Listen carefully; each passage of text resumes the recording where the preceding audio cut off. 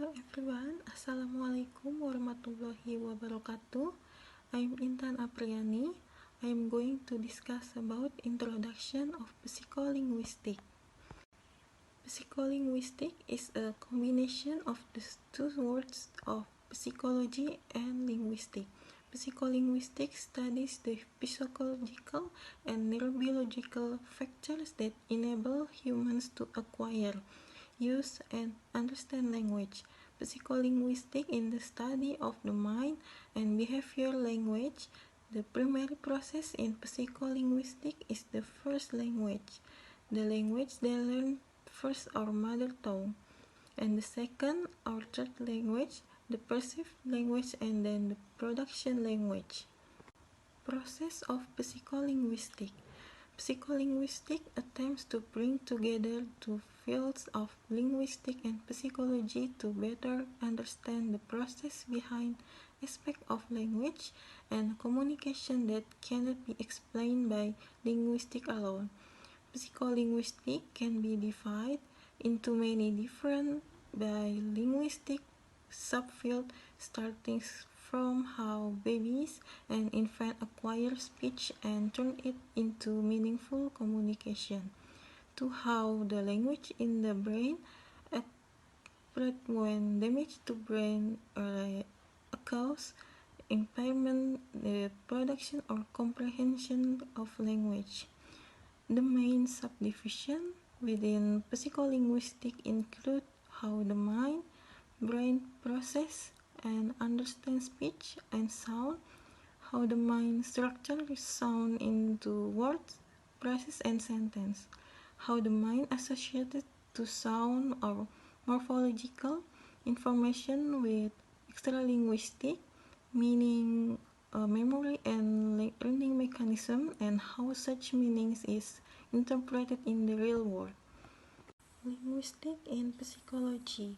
Linguistic is the study of the language, which is include the structure in the language itself and the description of sound, meanings, and grammar in conversation. While psychologists study how humans use language in the course of learning, it will certainly not be separate from linguistics itself. Therefore, the science that combines these two approaches, psychology and linguistics, called psycholinguistic. Origin psycholinguistic term.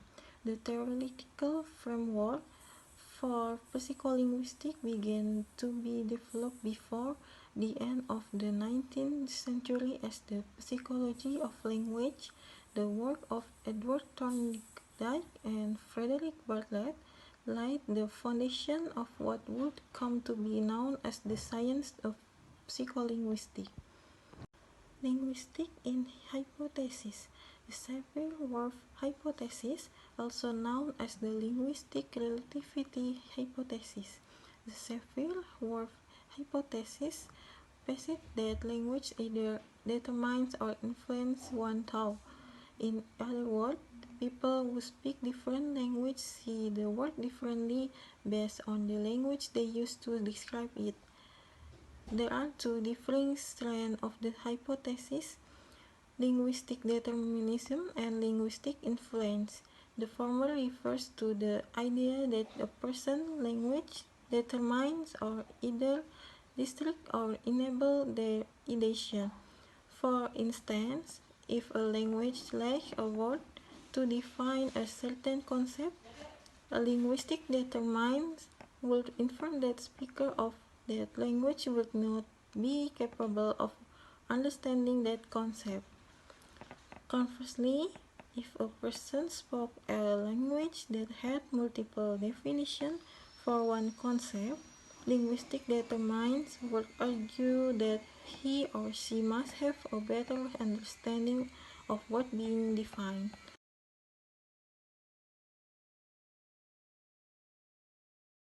Language disorder.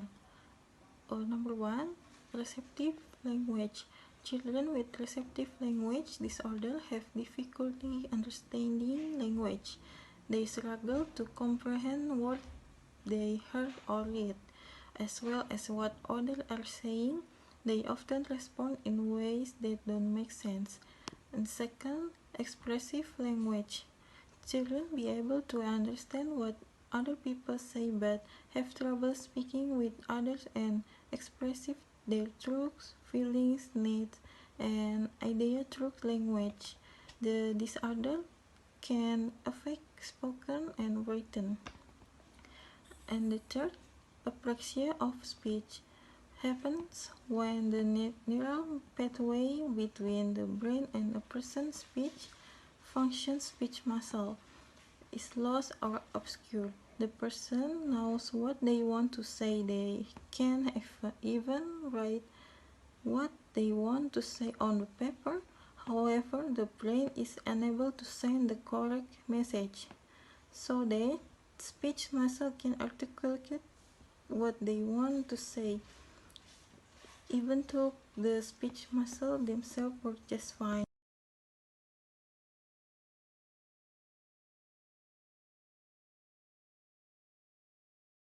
Language comprehension. Understanding the utterance, there is a relationship between speech understanding and word processing that gave birth to the speech itself. Among speech comprehension and word processing are different. Understanding comes from processing the words received. Comprehension is almost the same as word processing, but the word's understanding must first understand the word he wants to say before speaking. Understanding and processing words are basically different and some are the same. Language production.